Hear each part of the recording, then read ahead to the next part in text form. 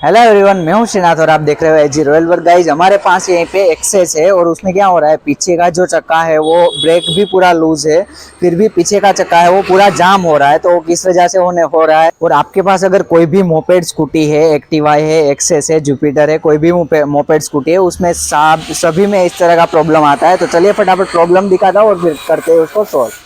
तो ये रहा एक्सेस, यहीं पे आप देख सकते हो पीछे का क्लच साइड हमने ओपन कर रखा है। और प्रॉब्लम ये है कि पीछे का व्हील जो है वो ऐसे ही अगर आप उल्टा घुमाओ तो पूरा जाम हो रहा है, इसी तरह का प्रॉब्लम। यहीं से ये ब्रेक शू भी पूरा लूज है, आप देख सकते हो कैमलीवर पूरा ऐसे ही घूम रहा है। अब इसी तरह का प्रॉब्लम में क्या होता है, क्लच शू जो आता है अंदर कटोरा के ऊपर की साइड, उसमें ज्यादातर प्रॉब्लम आता है। उसका ऊपर का नट जो है वो खुल जाता है, या तो फिर और कुछ दूसरा प्रॉब्लम आता है। तो फटाफट इसको हम ओपन करते हैं फिर देखते हैं। तो ये किक साइड को ओपन करने में 8 नंबर का सारे बोल्ट्स आएंगे और कुछ 4 के स्क्रू आएंगे, उसको हमें ओपन करके फिर यहीं पे आप देख सकते हो 17 नंबर का बोल्ट को इसी तरह हम ओपन कर लेते हैं। यहीं पे ये रहा, इसमें कुछ एक छोटा सा वॉशर रहेगा और उसके बाद में ये जो पुली है वो ऐसे ही निकल जाएगा बाहर। यहीं पे आप देख सकते हो, इसी में तो कुछ नहीं है।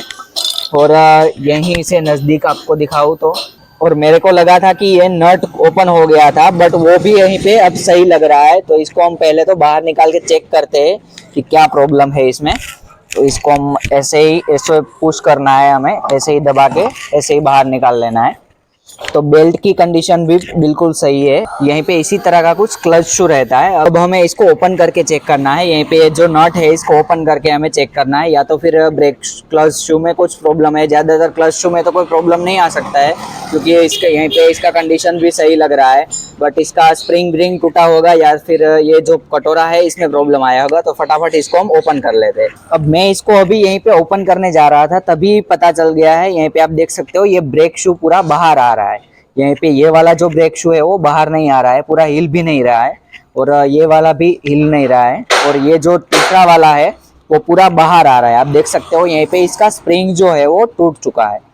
यहीं पे अंदर की साइड से आपको दिखा दूं, यहीं पे इसका स्प्रिंग टूट चुका है।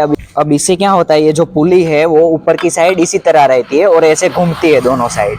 अब इस साइड नीचे की साइड आएगी, तब ये जो ब्रेक शू है यहीं पे ये रहा, ये ब्रेक शू है वो थोड़ा सा नीचे आ जाएगा। अब इसमें क्या होगा, ये जो पीछे का चक्कर है वो पूरा जाम हो जाएगा। अभी यहीं पे ये ब्रेक शू जो है वो पुले में फंस जाएगा, इसकी वजह से चक्का जो है वो जाम हो जाएगा। अब इसकी वजह से एवरेज में भी प्रॉब्लम आएगी, पिकअप में भी प्रॉब्लम आएगी, और बाइक पूरी तरह से पूरा दबेगी बाइक। मतलब क्लच शू को ओपन कर दिया है, यहीं पे आप देख सकते हो, और उस बीच में स्प्रिंग पूरा लटक रही है, आप देख सकते हो। यहीं ज्यादातर तो इसमें ये नट का ही प्रॉब्लम आता है, नट खुल जाता है या इसी तरह का कुछ प्रॉब्लम आता है, उसकी वजह से पीछे का व्हील जाम हो जाता है। बट ये केस में यहीं पे इसका स्प्रिंग ही पूरा टूट चुका है। तो ये 3 लॉक आते हैं यहीं पे, इसको हमें निकाल इसी तरह पेचकस से हमें ये लॉक को ओपन कर लेना है। लॉक को हमें आराम से ओपन करना है। अभी यहीं पे भी ये वाला लॉक है, उसको हम आपको दिखाने के चक्कर में पूरा उड़ गया था वहीं तक। तो इसको हमें आराम से ओपन करना है। यहीं पे एक छोटा सा निशान बना लेना है, ताकि हमें जब लगाए तब सही से बिठे प्लेट। इसी तरह कुछ हमें निकाल लेना है। और यहीं पे आप देख सकते हो ये दोनों स्प्रिंग सही है, और ये तीसरा जो स्प्रिंग है वो टूट चुका है बीच में से, आप देख सकते हो यहीं पे। तो यही था प्रॉब्लम का जड़, तो इसकी वजह से ही पूरे पीछे का जो व्हील है वो पूरा जाम हो रहा था। इसको हम फटाफट कर लेते हैं नया फिटिंग। तो इसी तरीके का कुछ स्प्रिंग आता है, एक पार्ट जो है वो बड़ा आता है और एक साइड छोटा आता है।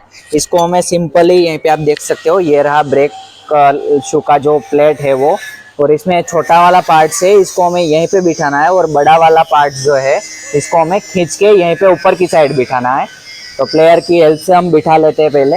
तो इसको ऐसे ही खींच के हमें ऐसे बिठा देना है। यहीं पे आप देख सकते हो फाइनली हमारा ब्रेक शू जो है वो कंप्लीट हो चुका है। अब ये ब्रेक शू बाहर की साइड नहीं खींचेगा, तीनों ब्रेक शू हमारा कंप्लीट हो चुका है। तो अब इसको हमने जैसे ही ओपन किया था वैसे ही फटाफट कर लेते हैं फिटिंग। यहीं पे पहले तो ये प्लेट लगेगा, और उसके बाद में इसका लॉक लगेगा तीनों, और बाद में ये जो स्प्रिंग का ये पार्ट है वो यहीं पे इस साइड यहीं पे बिठेगा।